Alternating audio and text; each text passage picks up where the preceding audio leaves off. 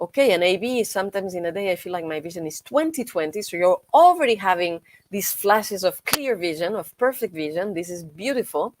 And I want to make 20/20 vision permanent. Absolutely. That's why we're here, because we want to make the 20/20 vision permanent. So there's two main things that I'm going to tell you today that could be the key to make your 20/20 vision permanent. And the first one is these emotional aspects that we're talking about. Because, so if we understand that the decrease of eyesight is something that happened at some point in life where we were dealing with emotional stress, we can understand that actually the symptom was an adaptive response of the body to the environment. There's a stressful situation, and then emotionally we react in a way that our vision decreases because our psyche is protecting us from something harmful. So seeing bad is less bad than having to confront ourselves emotionally to the painful situation that is so acute at that moment. And this we can understand why, because most people are visual people. 60% of the population is visual, and then there's 20% who's more auditory and 20% who's more kinesthetic, more connected to their sense of touch. So most people are visual, and 80% of the most relevant information that we get from the world, 80%, 90% is visual. So guess what? Which one is the first organ that reacts to stress in our environment? Oops, our eyes. Our eyes are the first organs to get tense, and they're the last to relax. That's why we teach palming in the first place, because we need to do something specific so that the eyes can relax. But also for the eyes to relax, we need for the rest of the body and the emotions to relax again. Otherwise, the eyes can't. And now, if we understand that the eyesight symptom was an adaptive response from the body to the environment to protect us emotionally, now what happens when your emotional need was to see the world blurry because you were going through something difficult, and then you put glasses on? Now you're seeing clear a situation that you needed not to see clear at that moment. So your body increases the adaptive response and you see worse again. So by putting glasses immediately, instead of solving the emotional issue behind the symptom, sometimes we're also creating a progression in the vision becoming worse and worse, besides the fact that the glasses also chronify the tensions in the eyes. And if we take it from the other point of view, if instead of getting glasses, we get surgery, well, guess what? 58% of the people who get surgery have the symptom appear again sometime after. And this statistic comes from the Department of Ophthalmology of the University of Helsinki. I didn't make it up. So what happens? The same thing. You get surgery, but you haven't solved the underlying emotional issue behind the symptom. So your body is going to make it up again. Your body is going to have the same adaptive response again, and is going to create the eyesight symptom again. So learning the emotional keys behind the eyesight symptoms is very important so that you can release them for good. Very, very important. You need to, of course, learn good habits of taking care of your eyes, but you need to solve the underlying emotional tension behind the eye symptom so that you don't develop them again. You can let them go. Okay. Okay, so for example, AB already recognizes I got specs when I was 14 years old, currently 22. At that time, I was dealing with stress. I was playing sports and balancing studies. Emotionally, there were also some issues. So you can probably figure out, and this is the first exercise that we're going to do about emotions, you can probably track back to when the symptom appeared. So in a moment, I'm going to be explaining, I'm going to give you what are the results from empirical research, what are the tendencies that we have found, what are the main emotional strains, emotional tensions that are behind 15 of the most common symptoms that most people have. So if you have an eyesight symptom, probably it's one of these 15. So I'm quite certain that whatever brought you here, I'm probably very likely going to mention it in the list. Now, even before you know the result of the research about these symptoms, you can apply a very simple technique that I called the symptom translation technique. And that is a technique that is based in the answer to 3 questions. And this is also something that I learned from Martin Brofman. So let's give credit to the people who deserve it. And so let's go and explain this symptom. I remember that I asked you to write down the symptoms that you have in your eyesight.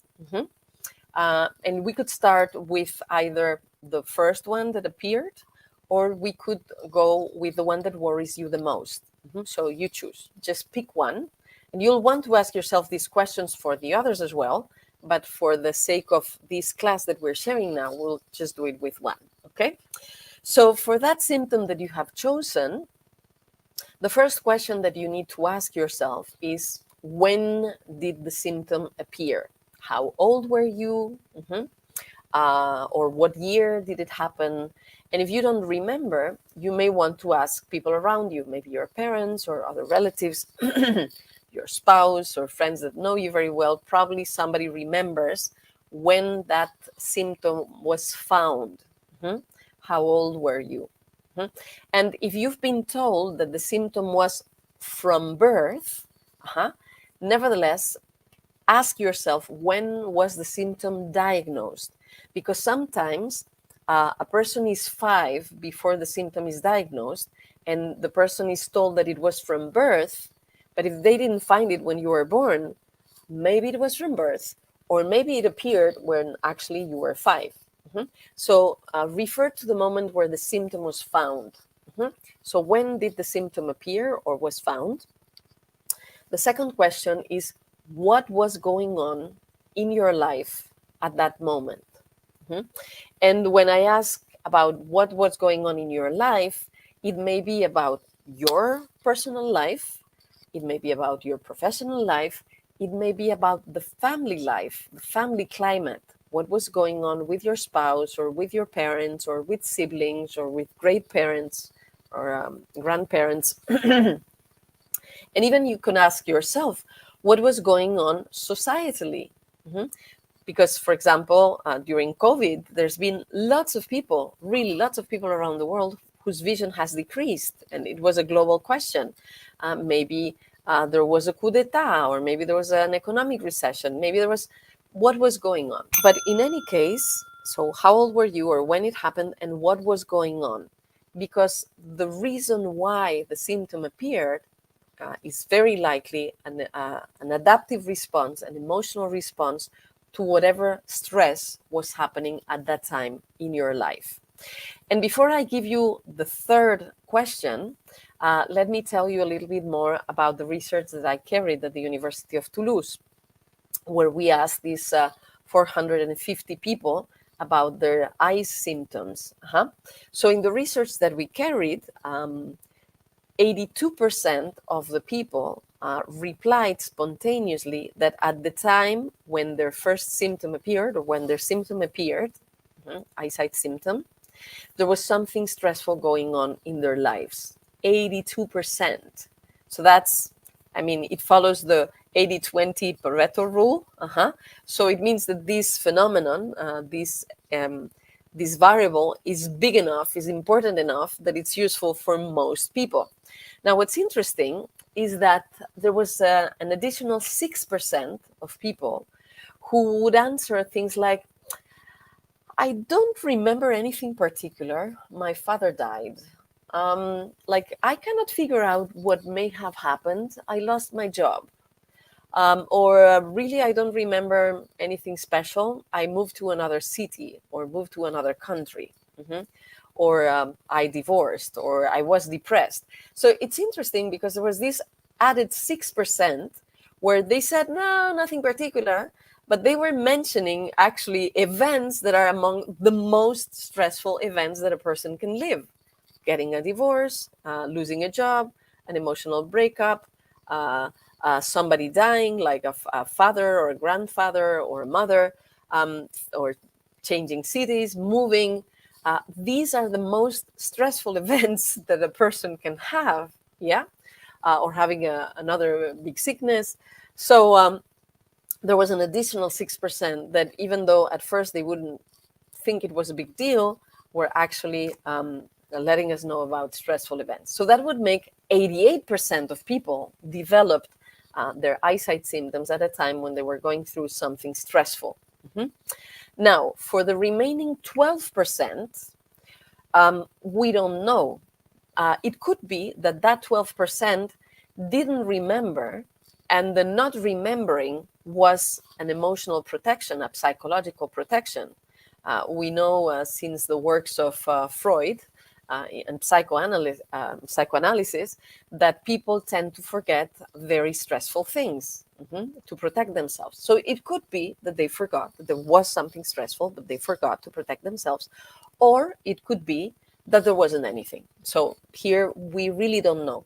But at least in 88% of the cases, the vision problem started as a stressful moment in life. So I'd like to invite you to go and check when that symptom appeared for you and what was going on in that moment of your life for you. And the third question that we need to ask ourselves in this symptom translation technique is, what is the function of the symptom? What is the symptom here for? What does the symptom allow me to do or keep me from doing? And of course, if we are talking about eyesight and an eyesight decline, what happens is that we see worse or we don't see well. So we could have a large overarching answer to all of these symptoms and say, okay, if the symptom is not allowing me to see clearly, maybe there's something that I don't want to see, or that I cannot see, or that is too painful to look at, too painful to see. That would be a general idea. So at some point in time, there was something that was hard to see, that was painful to see. That's why you couldn't see it and you wouldn't see it. But this is, it may be useful to see it in this general way. Sometimes it's also a very bit simplified, and we need to become more granular about what are the specific challenges, emotional challenges in the specific eye symptoms. And that's what we're going to be talking about in the next minutes, in the next time. So this webinar may be a bit longer than others that we've done, because I really want to cover the different symptoms of the list.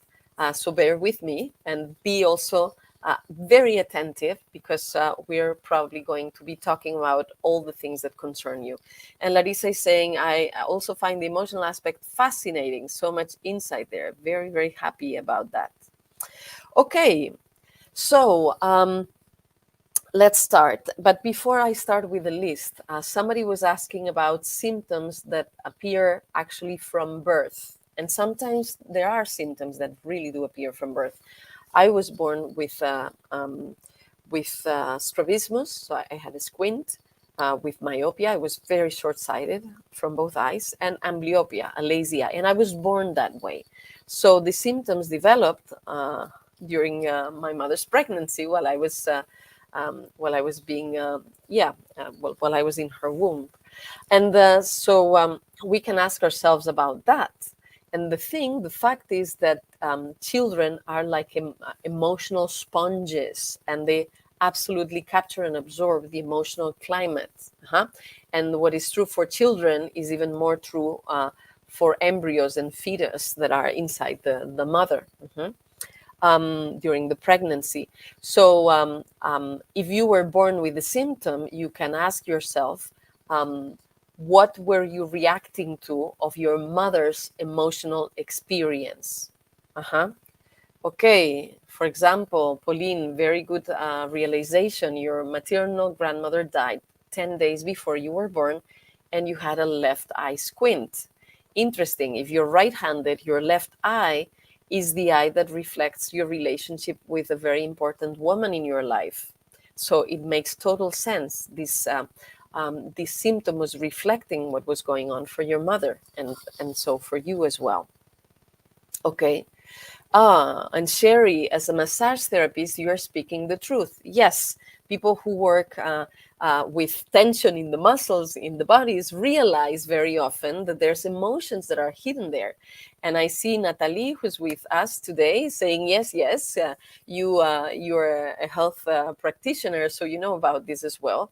If you want to mention something quickly now, before we get into the list of symptoms, if you confirm this, it's interesting also for people. For me, what was quite a discovery, what you are telling now, even if in my work, also with craniosacral, I'm accustomed to work on the body and the relationship within the emotion that stay trapped in the body. And there's a important part also in craniosacral that is dedicated to the somato-emotional release. But when I heard this, I never thought about the eye muscles. No, it's quite important how every emotion is like a film of the old camera that get impressed. Yes, and All the eyes. our sorry. Yeah, no, go ahead, go ahead. All our history. Yes. And the eyes are part of the body, and the eyes have the same capacities to heal as any other parts of the body. And they also have the capacity to react to emotional stress like any other part of the body. So this is good news. So on the one hand, we got, our eyesight declined because of whatever happened. But the good news is that if we can do this emotional work, we can release that tension and we can see better. So we have another possibility of change. Yeah. Yes. Okay. Thank you. Okay. Thank you. Thank you, Natalie. And Michelle is saying, since the beginning of the course, I have progressed to be able to more easily focus on 2 degrees of smaller print on the test chart. Congratulations, Michelle. And Petula is also noticing, I was having issues with reading fine print since 2012.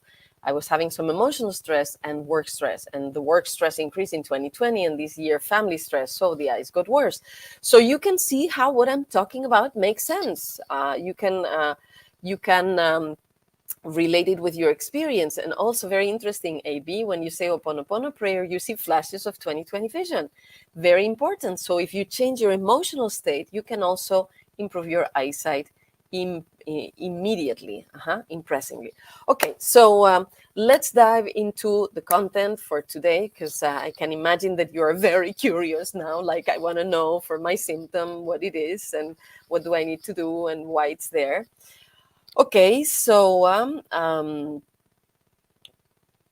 okay, and know also that this information that I'm about to share with you has been shared in international conferences and congresses of holistic and natural vision, in the American Association of Vision Educators, the Argentinian Association of Vision Educators, and also in other scientific congresses and forums at the university. Okay, so let's start with the 4 most common refractive errors. We've talked about them in the past. That's myopia, hyperopia, presbyopia, and astigmatism.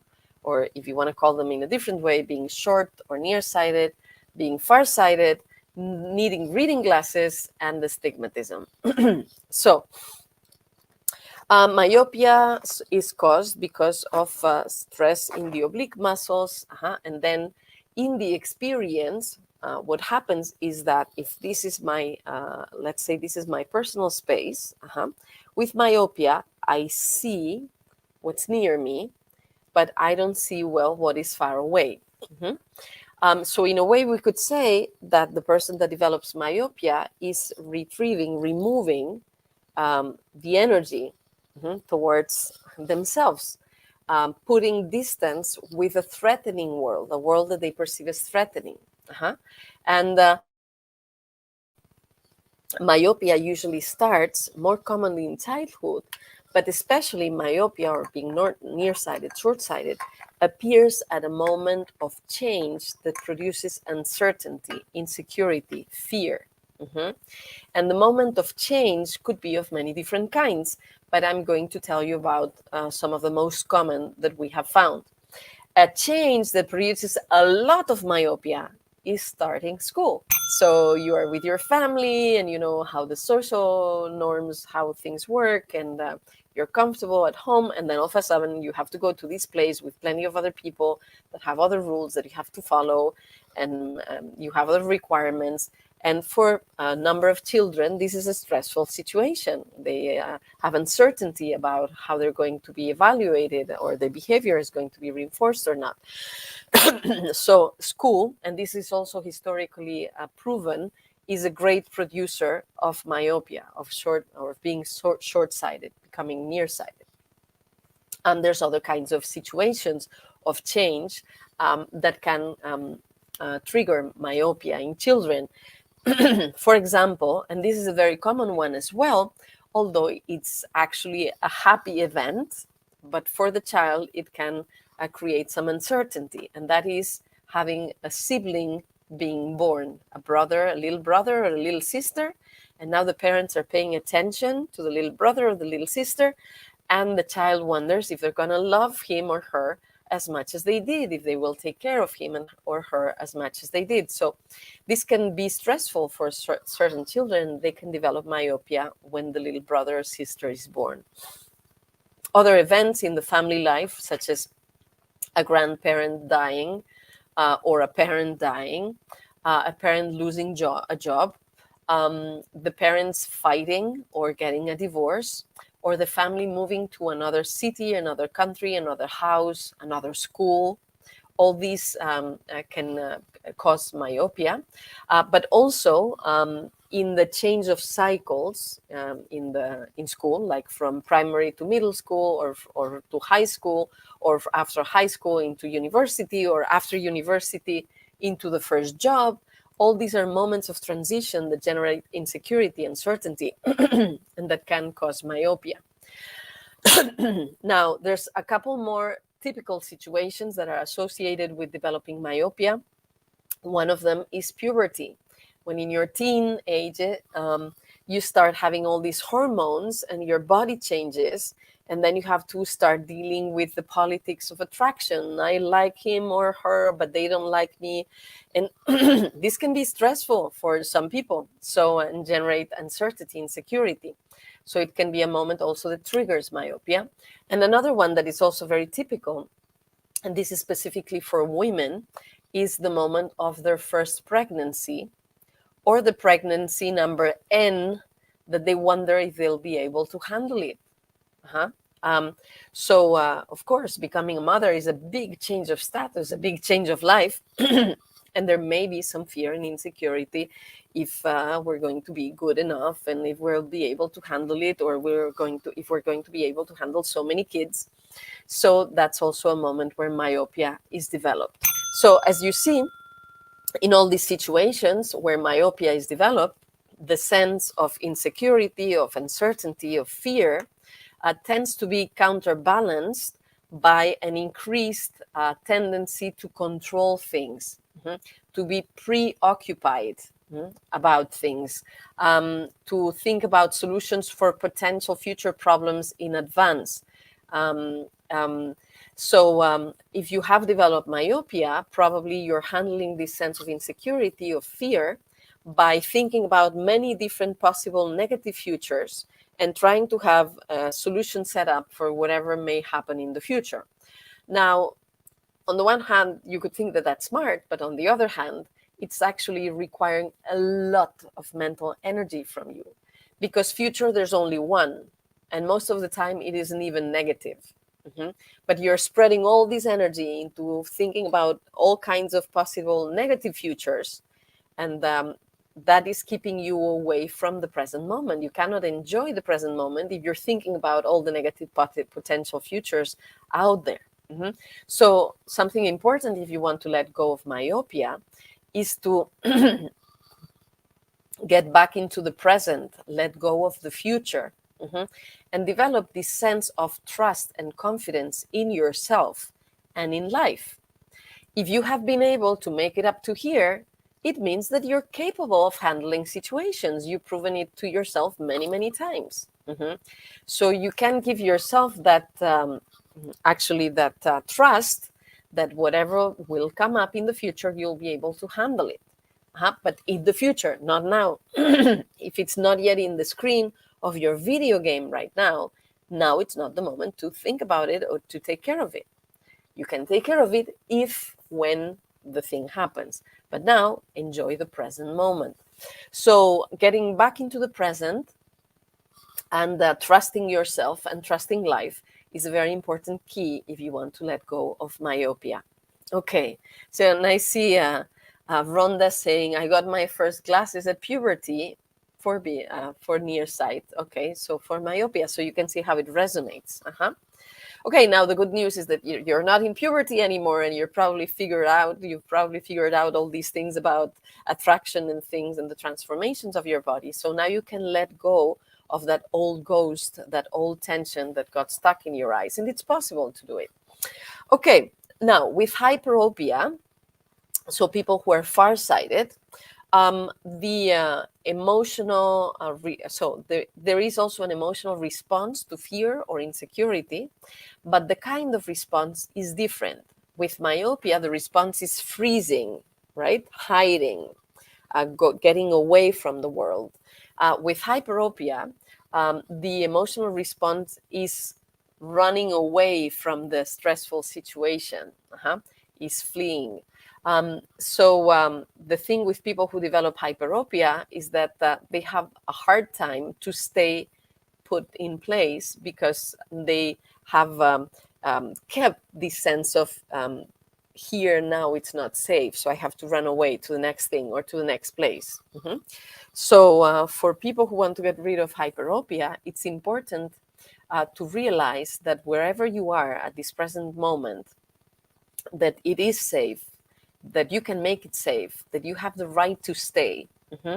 And in this way, not only you get rid of hyperopia, but you have a secondary benefit, and that is all the benefits that come from long-term engagement into something, whether it's a job, a place you live, a relationship, so that you can savor these other aspects of things. And with hyperopia, sometimes there is also a sense of anger that needs to be released. Now let's talk about presbyopia. And presbyopia, a lot of people develop presbyopia after their 40s or their 50s. And it's interesting to notice, I mentioned this in the last live that I did, there are certain populations, whole populations, like the Hansa in the Himalayas or the Vilacamba in Ecuador, who live for a very long time, who have very long lives societally, and they do not develop presbyopia. They don't. So it's not something that's biologically determined. And we also have studies in China where presbyopia was very rare 20 years ago. Now things have changed a little bit in China, but presbyopia was very, very rare 20 years ago. There wasn't barely any presbyopia. And Chinese people tend to live long as well. Now that we're thinking about this emotionally, we need to understand what is different in China or for the Hansa and the Vilacamba societally, emotionally, that is different for us in the Western industrialized societies or wherever it is that we are. And I've also mentioned that in these Western societies, like in Western Europe or North America, and I know maybe you're not watching from these countries, maybe you're somewhere else, but you can still make the parallels. In the past 20 years, presbyopia has gone from appearing in the 50s into appearing in the early 40s. So we have lost 10 years of good eyesight, certainly because of societal changes. And so what is different or was different in China from Western Europe or North America concerning what happens around 40 or 50, when people get older? So the interesting thing is that in China, where they live with this Confucianist philosophy or religion, one of the keys in the family relations is that there's some kind of hierarchy between generations, And the elder are always the most important people in the family. They're venerated, and they're respected, and they're admired for their wisdom and their experience. And people come to them to ask for advice, and they always have the best place to sit, and they're always the first people to be served when there's food. So people, when they're older in these societies, they still feel important. They feel that they're the main character of their own film. They actually can feel increasingly more important and more recognized. And what happens in Western Europe or North America, at least in Western Europe, when you get older, well, you probably get retired from your job. They consider that you cannot do it anymore. And technology advances so fast that sometimes you need the help from your grandchild to learn how to use your phone because you can't figure out how it works. But the newer generations can figure it out in 5 seconds. And then you may have the impression, for example, that biographically you already got married, or you didn't, or you got the divorce already, or you had the children, or you didn't. But if you didn't, it's not now that you're going to get children, or you bought the house, or you didn't buy it. But after a certain age, there's many countries where they won't give you a loan anymore to buy a house. So you feel like you're losing options for things in life. And if aesthetics was something important for you, your appearance, and you start looking at yourself and you start seeing that you have wrinkles here and wrinkles there, and you feel less attractive, so it's like, oh my God, life is on decline. I'm not what I used to be, and life is not what it used to be. I don't have options anymore. The emotion that's behind developing presbyopia is loss of self-worth and loss of opportunities. So if we feel like we're not important anymore, that our life has less options, and that we're not as valuable or as worthy as we were before, what do? We give our energy to others. And if you notice with presbyopia, the experience is that you have to put things far away so that you can read them. Your arms are not long enough so that you can read. So it's like you're pushing the energy away from you. You're giving it to others, but you're not keeping it for yourself. So it's very important when you have developed presbyopia, the need for reading glasses, that you reevaluate what you're feeling and what you're doing in your life at this moment. Because presbyopia is telling you that you need to put yourself back in the center of your own film, in the center of your existence.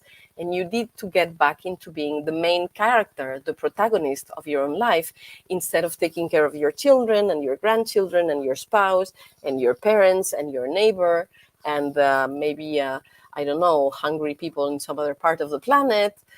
You need to put the focus on yourself. Presbyopia is developed before and further, often for women than for men. And we can understand that in many societies, in many cultural contexts, women are assigned the caring role. So they're the ones who are taking care of everyone else. Well, you need to put yourself first to let go of presbyopia. You need to bring the energy back to yourself. So you need to do two things. One is a sentence that I like very much in English. You've heard this sentence maybe before, which is make the rest of your life the best of your life. You need to make the life that is in front of you interesting. And okay, maybe you had kids, or maybe you didn't have them, or maybe you're not working on that job anymore. Well, now it's the moment to do all those things that maybe you couldn't do for years, precisely because you were working all the time or you were taking care of children. Now it's the time. So maybe this is the time where you can start learning how to dance, or practicing ice skating, or painting. And maybe that's not going to become a profession, and maybe you're not going to have an exposition in a big arts museum, but you're not doing it for the fame. You're doing it for your own enjoyment. And when you do that, you're telling yourself that you are so important that you deserve to take that time for your own enjoyment. And that is good enough. That's really great. So it's very important that you start doing those things that you always wanted to do and never could, at least once a week, and even better, and even a little bit every day. This is very important. Okay, so now it's the time to put the focus on yourself. And the second thing that you need to do is to develop positive selfishness. Mhm. And that is making sure that you take care of yourself first. So how do we do that? Well, we have this sentence in Spanish, and that is first me, then me, afterwards me, and if there's something left, it's for me. Okay, and it may sound exaggerated, but we need to do this to counterbalance the tendency that you've had to take care of everybody else and put yourself last. This is really, really important if you want to let go of presbyopia. Leave the focus of the past. Stop looking at the past as the best part of your life, and make sure that now in the future is still exciting, that it's the best of your life, and bring back the energy towards you instead of giving it to everybody else. So these are the things to do when there's presbyopia. With astigmatism, the lines are distorted. There's irregular tensions in the muscles, and so the lines appear distorted. And emotionally, metaphorically, what it means is that you have lost sight of yourself. You have lost sight of your true values, your true priorities, what is real for you. Your values or your priorities have been distorted. And these are things such as, and usually we do these things when we want to respond to outer expectations, to receive approval from others, and we betray ourselves in that way. Some examples of kinds of things that could be happening behind astigmatism. So I know, I have this friend, I know this woman who developed astigmatism the moment that she started to study law. And she found herself surrounded by people with whom she didn't share any values, and she transformed her way of being to correspond to the culture of people who studied law, and she lost herself. She developed astigmatism, and actually her expensive glasses were the only thing that she felt would make a connection with the other people in her class.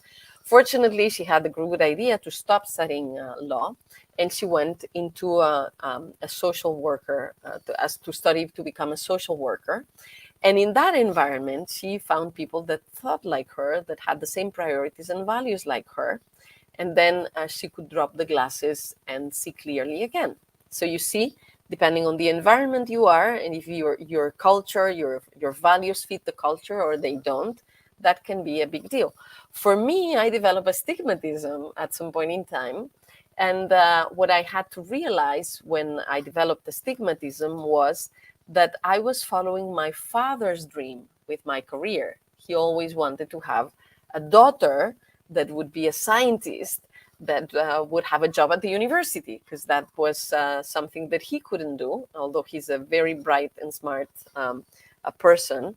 And so I became a university professor, being the good daughter of my father, until I developed astigmatism. And I realized that it was important for me to follow my own dream. My father has the chance to follow his. I already made him proud. Okay, now it's the time to make sure that I follow my own dream. And so I had to recognize that I like science, I like research, and I like learning, and I like teaching. But what's most important for me is to have an impact in people's lives.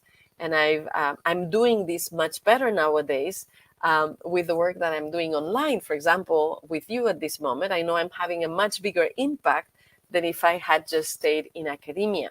So as I was taking steps to go in this direction, the astigmatism disappeared completely. So for you, if you've developed astigmatism, you need to remember when it appeared, and how you betrayed yourself to satisfy somebody else's expectations or to correspond to somebody else's values, to fit in or to have approval. And when you find that, well, you need to get back to your own self. And you need to make the decisions and hold the values and the priorities that are the ones that make sense to you. And when you do that, astigmatism will go away. You just need, okay, if you lost sight of yourself, you need to see yourself clearly again and express yourself as you are. I wanted to talk now about strabismus and ambyopia, or having a lazy eye. Okay, so when you have a lazy eye, an eye that sees less than the other one, it's important to ask yourself whether it's your yang eye or your yin eye. And let me explain. For right-handed people, their right eye is their yang eye. It's the one that reflects the things that happen from the door of your home towards the outside. Action, projects, being in the outer world. And because these activities in many societies traditionally, culturally, have been associated with the activities of men, so your yang eye could also reflect your relationship with an important male in your life. It could be your father, it could be brothers, it could be sons, it could be a male partner. For left-handed people, their left eye is their yang eye. It's the same, but it's just the left eye. And so what happens with the other eye? The yin eye, which is the left for right-handed people and the right for left-handed people. The yin eye is the eye that reflects what happens from the door of your home towards the inside. Emotions, relationship with important people. And because these activities, taking care of the house and the family and the relations with with the family, etc., and care and all of that was traditionally, historically, in many societies assigned to the roles of women, then your yin eye could reflect your relationship with an important woman in your life. It could be your mother, it could be a sister, it could be a daughter, or it could be a female partner.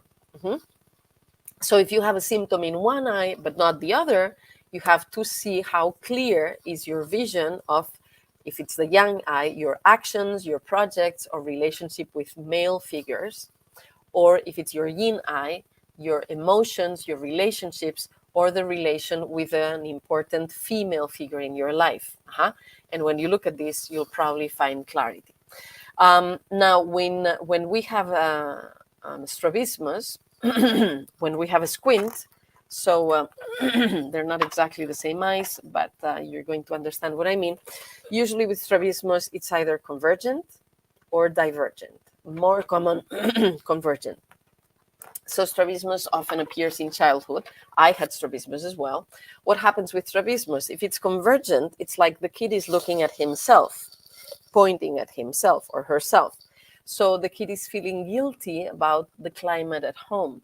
If parents are fighting or they're getting a divorce, and kids tend to do that, even if, of course, these are things between adults and the child is not responsible for whatever's going on with the parents, but sometimes children feel responsible for what happens in their universe.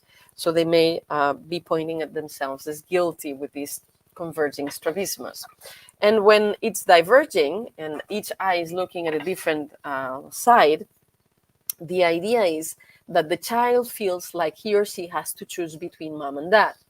Mom and dad appear in his perceptions as very different and maybe not compatible. And so the child feels, if I connect with dad, then I cannot be at the same time loyal or connected with mom, or the other way around. If I connect with mom, I cannot at the same time be loyal or be connected with dad. So this is something that needs to be solved in their perceptions. And these children need to understand that whatever is happening between mom and dad at this moment, they are the fruit and the reflection and the result of the love that is between mom and dad, or that was, and that they are and they will always be mom and dad's kid. And both mom and dad love the child, and that the child has the right to connect with both of them. So in a nutshell, what's behind strabismus? Somebody was asking about floaters, so let me answer that first. With floaters, well, first of all, floaters, myopsies, are actually natural and normal in the eye. They're just a function of the cellular regeneration of the vitreous humor. Okay, so to a certain extent, everybody has floaters and it's normal to have them. Now, There's moments when the floaters are actually very bothering, and that's not normal anymore. They could be a result of a vitreous detachment. So if you have dark floaters, like black floaters, you should go to an ophthalmologist very quickly, because if there has been some vitreous or retinal detachment, you will need to make sure that that is anchored so that it doesn't get worse and that you don't lose eyesight. So this is one thing. But if that check has been done, or if the floaters are just transparent, translucid, but there's lots of them and they're bothering you, metaphorically, the floaters mean that there's bugs that are bugging you in your life. In Spanish, they're called flying flies. So the question would be, what are the flies, what are the bugs that are bugging you in your life, that are causing stress? So you may need to reevaluate some situations, maybe at work or maybe at home or somewhere, so that these bugs stop bothering you. Also, you can follow floaters you can look at them like you would look at snowflakes falling, and look at them as something beautiful with curiosity, interest, and relaxation. Then that also will help for them disappearing. Now let's talk about photophobia, sensitivity to light, when we cannot stand the sun, or we get too much glare from lights or things like that. So on the one hand, physically, we talked about this before, if we have photophobia, probably our iris is not doing enough gymnastics, and sunning is already a very good exercise to practice so that photophobia goes away. But in metaphorical terms, in terms of what it means emotionally, the sun is an archetype of shining with your own light. The sun shines with its own light powerfully, whether there's 1,000 people at the beach or nobody. So the sun is always shining. And when we have photophobia, we are uncomfortable with shining lights. And it could be our own. We don't allow ourselves to shine with our own light and to show spontaneously as powerful as we are. Or we are bothered by somebody else who's shining with their own life, and we may feel envy or things like that. And when we're bothered by somebody else shining with their own light, usually it's because we're not allowing ourselves or authorizing ourselves to shine with our own life, with our own light. So when we correct that perception and we allow ourselves to be powerful and shining, the photophobia also goes away. Okay, we also have dry eye or watery eye. So when you have that, there's not enough tear in the eye, there's not enough liquid. And when we have liquids that are lacking or there's too much of them in our body, this talks about a distorted relationship with our emotions. And in general, it talks about sadness. When we have a watery eye or a dry eye, often there is a sadness that we haven't cried enough. Very often when I talk about this, the return that I have from people is actually when my father died, I felt that I had to show up very strong so that my mother wouldn't crumble, so that my mother wouldn't fall down emotionally. So I showed up very strong and I didn't allow myself to cry how sad I was to lose my dad. So when there's watery or dry eyes, usually there's been a grief that hasn't fully happened, and the person hasn't allowed herself or himself to cry when that's what they needed most.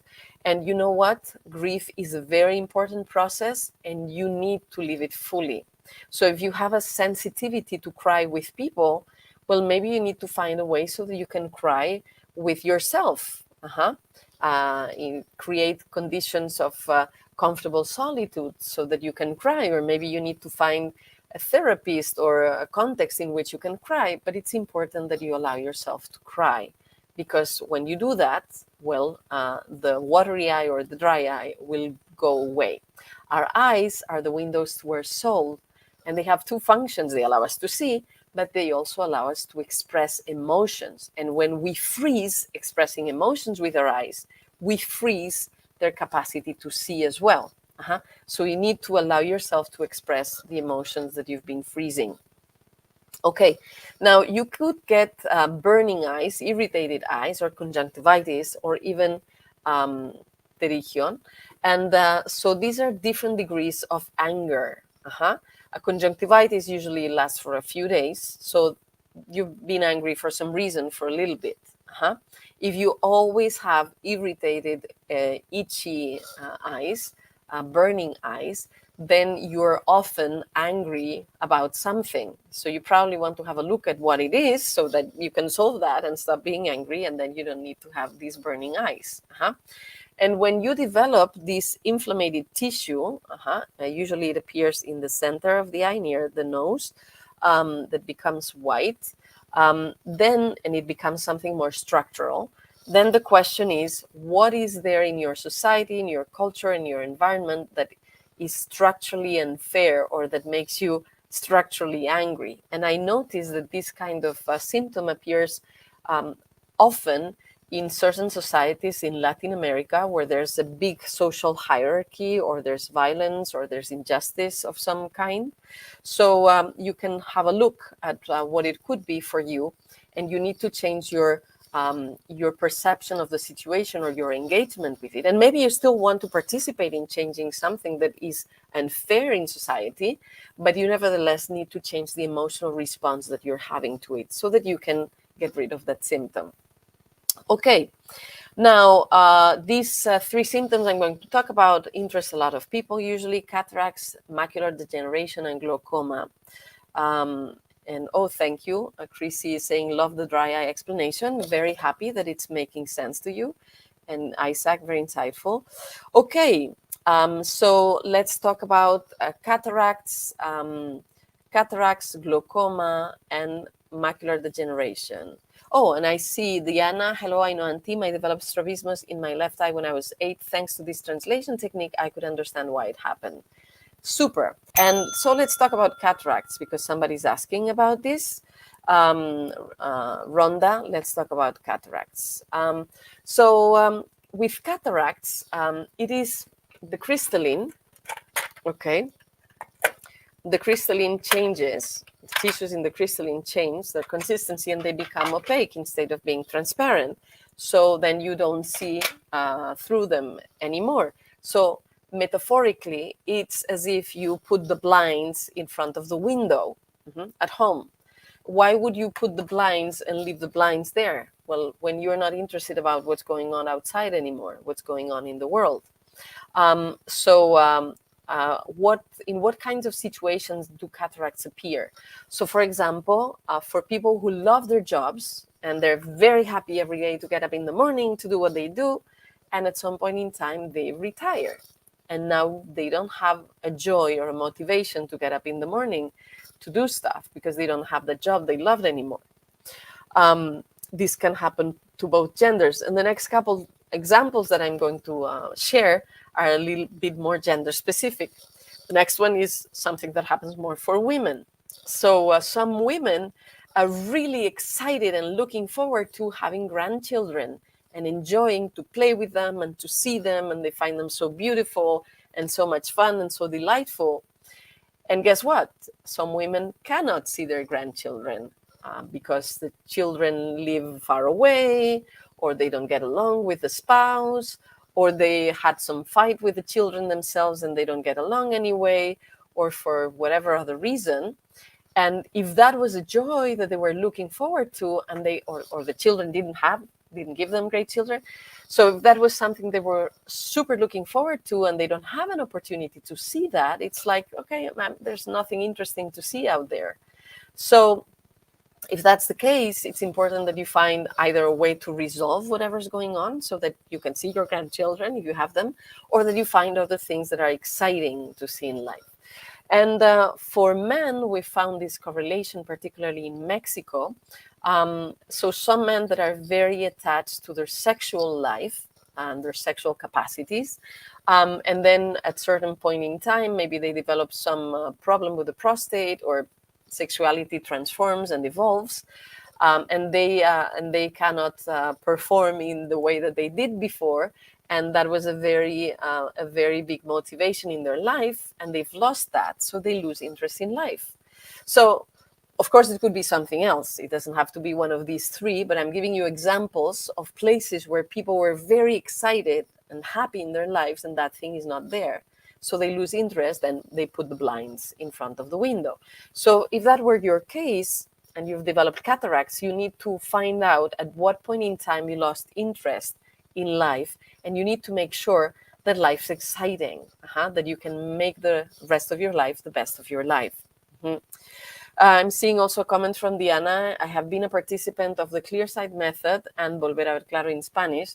No longer dry eye. With the exercises and techniques, learning this course is great. And if any of you are interested in joining the Clearsight Method Advanced program, as I said earlier, you'll have the opportunity from tomorrow onward. We'll give you instructions about it. So you're interested, watch out for tomorrow's video and emails so that you can understand how. What happens with macular degeneration? With macular degeneration, let me show you the eye. So let's remove all the pieces, transparent pieces. So you know that in the retina, where the light impulses arrive, there's this part, this piece that's exactly in front of the pupil. This is the macula, and it's responsible for our central vision.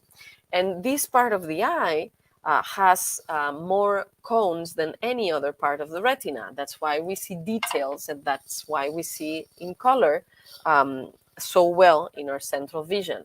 With macular degeneration, that's the part of the eye that's being affected. The cones are not in such good shape anymore.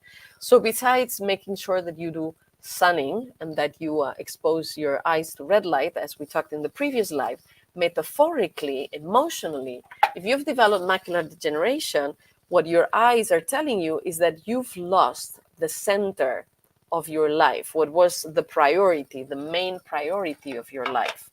You've lost your focus in your life. So you need to figure out what's your new priority or what's your new central thing in your life. And this may have happened, for example, if you've lost a job, or you were very attached to your partner and there's a divorce that you didn't expect, things like this. So the center of your life has shifted, and you need to figure out how to give, again, a central focus to your life. Okay, with glaucoma, what happens, so glaucoma is caused by too much intraocular pressure of the aqueous humor that pushes all the structures back and causes pressure on the optic nerve, and it ends up breaking the neurons, the cells that go into the optic nerve. And if it develops further and further, you could lose completely your eyesight. Usually you first lose the periphery, and the last part that you would lose would be the central eyesight. So what happens with glaucoma? Glaucoma is caused by pressure. People with glaucoma put too much pressure on themselves, and they put too much pressure and they lose sight of the context of the periphery. They don't look at the details. They don't look at the flowers around anymore because they're so pressured. So it's important that you relax your eyes, that you remove pressure of yourself, and that you go slow and smell the flowers and enjoy what's around you. Not just the only things that you're always focused on. This is very important if you want to get rid of glaucoma.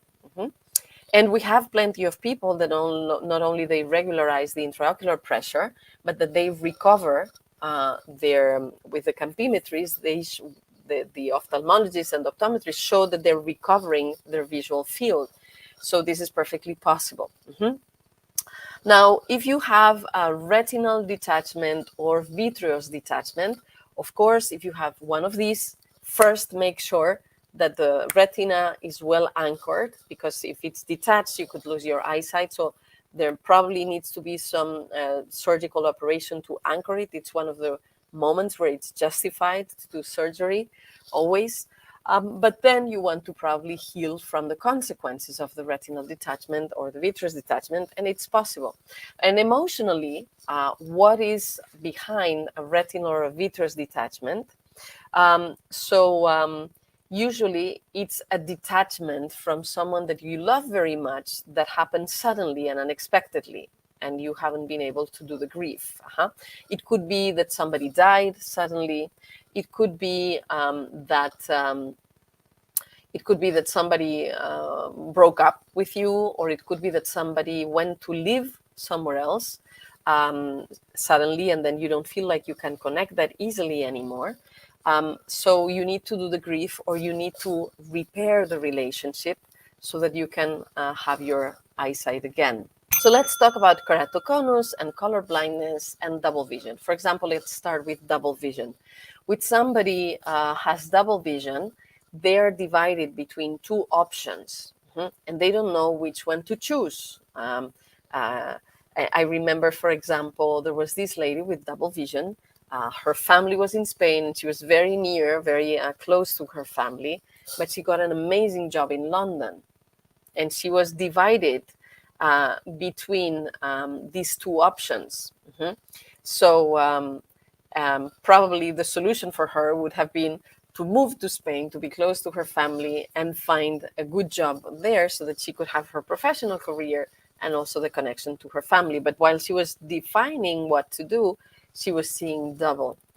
So if you're seeing double, look at the moment where the double vision started and see how you felt divided at that moment and what two options you had. And either you were not able to choose the one that allowed you to feel unified, or you didn't find a way to combine them so that you could have the best of both worlds. And that's the situation you need to look at so that you can get back to this congruency. And when you have this congruency in yourself and in your life, then the double vision goes away. And I've seen it many times happen, double vision go away. With color blindness, there is a confusion of the aspects that that color reflects. And usually the most common color blindness is mixing up red with green. And in the meaning of these colors for consciousness, red is the color that is associated with either danger, that's why we use the red for danger, danger, or the opposite, security, trust, security, safety. And green is the color that corresponds, together with pink, to love, acceptance, and the experience of the people that you love. So somebody that mistakes or they cannot distinguish red from green, in their consciousness, there is some kind of confusion between security and trust and love and relationships. They feel like these things are always going together, and they don't. You could feel safe and trusting and secure and not accepted or not loved, or you could feel loved but have a scarce material scarcity and not feel safe, not feel that you have enough money, or that you don't have a job or something. Or you can have both at the same time, or you can not have any of them. So when people that have this color blindness understand that these are two different concepts, and that becomes clear in their consciousness, then they can distinguish the colors as well. And with keratoconus, what happens is that the cornea, because, for example, there's too much pressure in the eye, and the cornea has become pointy and it ends up breaking, or when there's been some refractive surgery that has made the cornea too thin, so the cornea breaks or has the risk of breaking. That's what happens with keratoconus. And because the cornea is a very powerful natural lens in the body, the cornea is a metaphor of our personal power, how powerful we feel.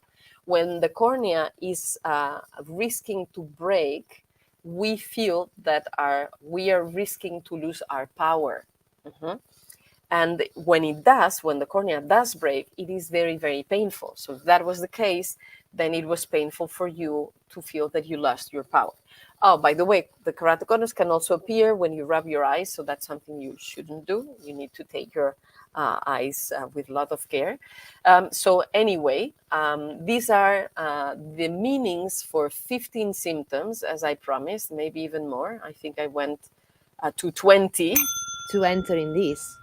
And well, then in 2013, I developed also presbyopia. And as you told before, I was I was not seeing me. I was taking care of everybody else and not me. And well, there was also another thing that I had a surgery. Then also the anesthesia was that is another level, not the emotional, but it was influencing me, and that was interesting. The presbyopia was the last symptom that arrived, and was the first that went away. That That disappeared. yes, Very congratulations. I said goodbye to that. I'm so happy, so Yeah. happy. So, as you were, I think it was you earlier, were saying the good news when you do this kind of work, maybe it was Sandra too, is that not only your eyesight becomes clearer and you can live without glasses, without the hassle of glasses, and you can avoid surgery, most cases, but it transforms your relationship with yourself, your relationship with others, your relationship with the world. And when you work on this from this point of view, it's your eyesight and your vision that become clear. And Exactly. so the benefits are so many. You have It all is. the benefits from having clear eyesight, like driving cars and reading phones and reading books and reading at the restaurant and seeing the labels of the products that you buy and not having to carry glasses in your bag and playing sports and painting and whatever you want to do that requires having a good eyesight. But you also are much happier because you're back to being yourself, to being your true self. You become clear yourself and with life. So the benefits from solving this way instead of with glasses or surgery is that you get a lot more life back and joy and happiness. And Yeah. so we want to invite you to go further with this knowledge. We really want, because we know, because we see it every time, that people who go through this process, the joy, the happiness, the empowerment, the health, the vibrancy that they get, uh, besides and on the top of seeing clearly, is absolutely amazing and priceless.